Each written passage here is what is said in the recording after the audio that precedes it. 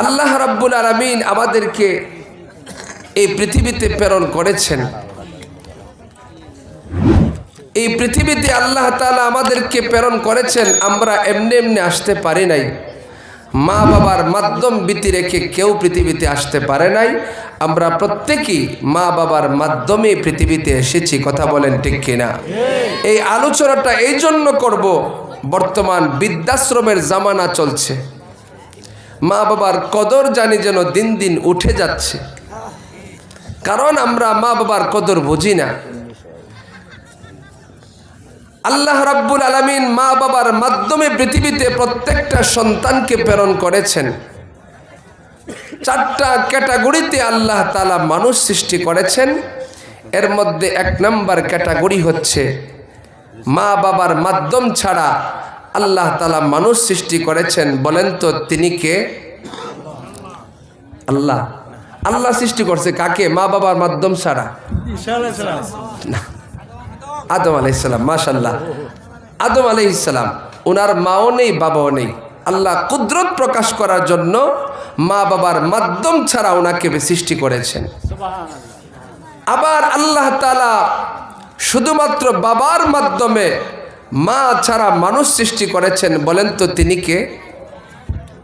হাওয়া। আমাদের আম্মাজান হাওয়া আলাইহিস সালাম, শুধুমাত্র আদম আলাইহিস সালামের মাধ্যমে ওনাকে সৃষ্টি করা হয়েছে, বাম পাজরে হাড় দিয়ে।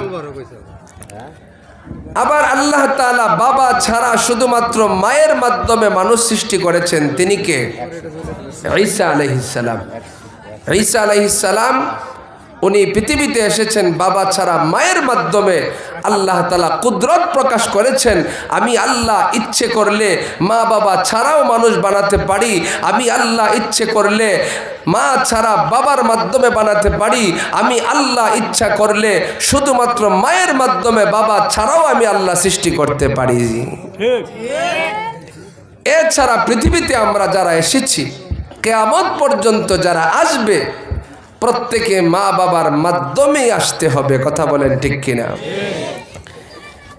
এই কারণে আল্লাহ রাব্বুল আলামিন বলেন, ওয়াকাদা রাব্বুকা আল্লা তা'বুদু ইল্লা ইয়্যা। আল্লাহ রাব্বুল আলামিন বলেন, তোমার প্রভুর ফয়সালা ইবাদত করবে একমাত্র আল্লাহর। জোরে বলেন কার? আল্লাহ। আল্লাহ ছাড়া অন্য কারো ইবাদত করা যাবে না। ইবাদত করতে হবে একমাত্র আল্লাহর। দুই নাম্বার ফয়সালা আল্লাহ বলেন, ওয়াবিল ওয়ালিদাইনি ইহসানা। মাতা পিতার সঙ্গে ইহসান করো, ভালো ব্যবহার করো। এখন আল্লাহর কাছে প্রশ্ন, আল্লাহ মা বাবার সঙ্গে কেমন করে ইহসান করব, পদ্ধতি বলে দেন।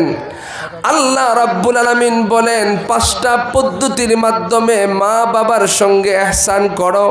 জুড়ে বলেন পদ্ধতি কয়টা? এর মধ্যে 1 নাম্বার পদ্ধতি হলো, আল্লাহ বলেন, ইম্মা ইয়াবলুগান্না ইনদাকাল কিবারা আহাদুহুমা আও কিলাহুমা ফালা তাকুল লাহুমা উফ। 1 নাম্বার পদ্ধতি হলো, তোমার মা বাবার মধ্য থেকে কোনো একজন অথবা উভয়জন যদি বার্ধক্যে উপনীত হয়, তারা যদি বৃদ্ধ বৃদ্ধা হয়ে যায়, 1 নাম্বার পদ্ধতি, ফালা তাকুল লাহুমা উফ। উফ শব্দটি বলো না।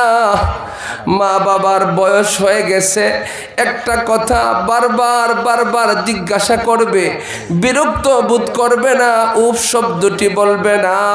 2 নাম্বার পদ্ধতি হলো, ওয়ালা তানহারহুমা। এমন মা বাবাকে ধমক দিও না। 3 নাম্বার পদ্ধতি হলো, ওয়াকুল্লাহুমা কাউলান কারীমা। মা বাবার সঙ্গে সম্মানজনক কথা বলো। মাথা জাকি দিয়ে চোখ বড় করে মা বাবার সামনে কথা বলো না।